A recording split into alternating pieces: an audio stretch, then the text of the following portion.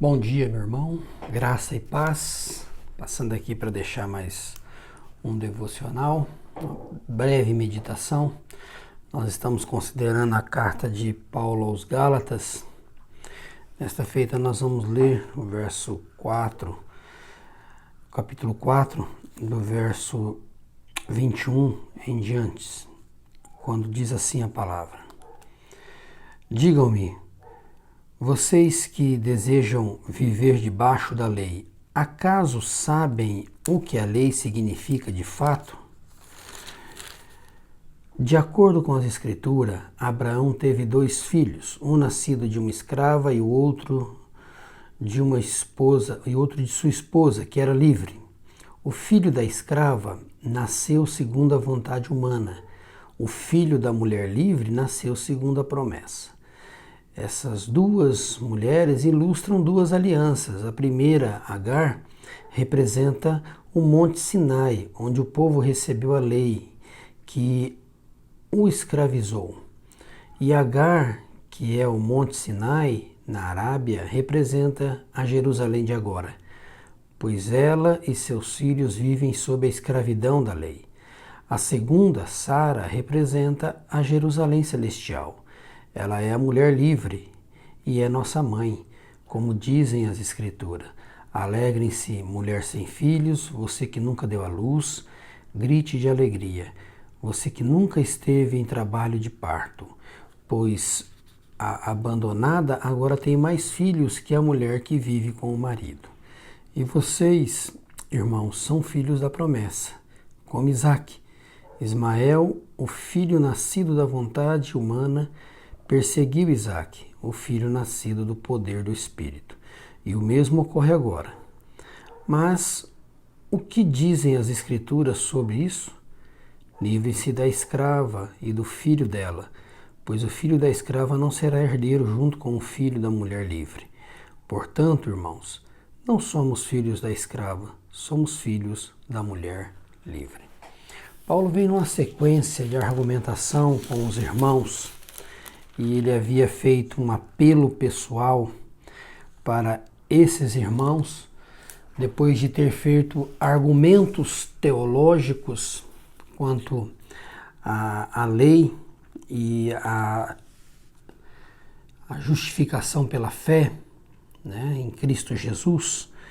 E aqui Paulo faz um comparativo usando 2 figuras do Antigo Testamento, Agar e Sara, para representar essas 2 alianças.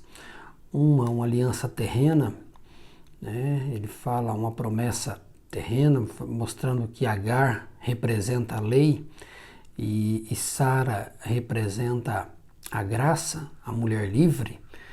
E ele começa fazendo uma pergunta àqueles irmãos, dizendo se eles que queriam viver debaixo da lei sabiam realmente o que a lei de fato diz. Então Paulo está chamando esses irmãos a pensarem, a meditarem, dizendo: olha, vocês entendem realmente o que a lei significa? Porque às vezes as pessoas estão debaixo de algo, seguindo preceitos e tradições, mas não têm a menor noção do que aquilo significa ou qual o real sentido daquilo. Então Paulo apela para esses irmãos, dizendo: vocês sabem realmente o que está acontecendo? O que a lei significa, ou o que ela realmente quer dizer? E ele faz esse comparativo dessas 2 mulheres, dizendo que Agar era escrava, teve um filho, que é obra da carne, não é o filho da promessa, mas um filho a qual foi resultado da carne. Abraão desobedeceu, deu ouvidos à sua mulher e teve um filho com Agar, não esperando o tempo certo que Deus lhe havia prometido, o tempo de Deus cumprir a sua promessa. Mas essa figura de Agar e seu filho representa a lei. Paulo aqui diz que ela representa o Sinai, aonde foi dada a lei, né? Representa o Sinai, a lei que o escravizou. e também representa essa Jerusalém terrena, né? Essa Jerusalém terrena. E os filhos dela agora vivem sobre a escravidão. Então ele faz um contraste entre Agar e Sara. Sara, ele diz que representa a Jerusalém celestial, né? A mulher livre. E os filhos que dela nascem são filhos que nascem em liberdade, vivem em liberdade. E ele afirma que nós somos o filho desta mulher livre, né? Ele diz, e é nossa mãe, né? E ele afirma usando um texto da Escritura. E ele fala justamente, vocês, irmãos, vocês são filhos da promessa, como Isaac. Como Isaac. Vocês não são filhos da mulher escrava. Vocês não são filhos da escravidão. Vocês não são filhos que devam viver debaixo da escravidão. Vocês são filhos que nasceram da mulher livre. Vocês são filhos libertos ou que foram libertados pela graça de Deus. Então ele diz, Isaac, vocês, irmãos, são filhos da promessa como Isaac. Ismael, o filho nascido da vontade humana, perseguiu Isaac, o filho nascido do poder do Espírito. E o mesmo ocorre agora.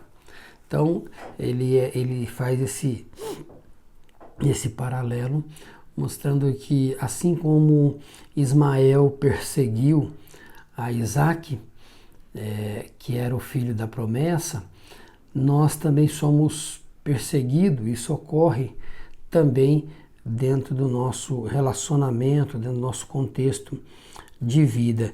E ele faz uma pergunta, mas o que dizem as Escrituras sobre isso? O que afirmam as Escrituras sobre isso? Sobre essa relação entre Agar e Sara. Diz, livre-se da escrava e do filho dela, pois o filho da escrava não será herdeiro junto com o filho da mulher livre. Então Paulo está dizendo, vamos fazer um comparativo entre lei e graça. Diz, livre-se da lei. Livre-se dessa observância da escravidão, né? Agora vocês são filhos da mulher livre, da graça. Pela graça vocês estão libertos. Não há mais necessidade de se voltar e se tornar escravos novamente. Ele termina dizendo, portanto, irmãos, não somos filhos da escrava, somos filhos da mulher livre.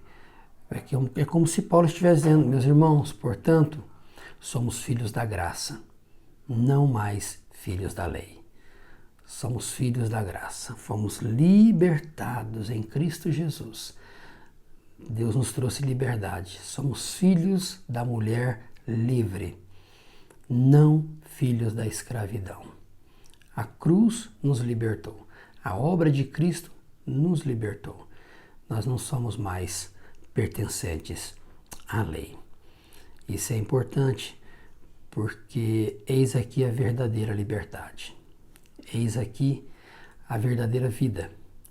A verdadeira vida é ser liberto por Cristo, é pertencer a Cristo, é estar unido a Cristo, é viver pela graça de Deus, não mais pelo nosso desempenho, não mais pelo que fazemos, não mais pelo que deixamos de fazer, não mais por obedecermos preceitos e regras, não, é unicamente pela graça de Deus. Nós podemos trilhar o caminho das boas obras, nunca mais e jamais por merecimento para obter algo, mas como uma resposta de gratidão ao que já temos em Cristo Jesus. Agora nós nos consagramos ao Senhor, obedecemos, trilhamos o caminho das boas obras, a qual Ele preparou para que andássemos nela antes, de antemão. Isso nos mostra que agora é como uma resposta de gratidão. Somos gratos ao que Deus fez na cruz.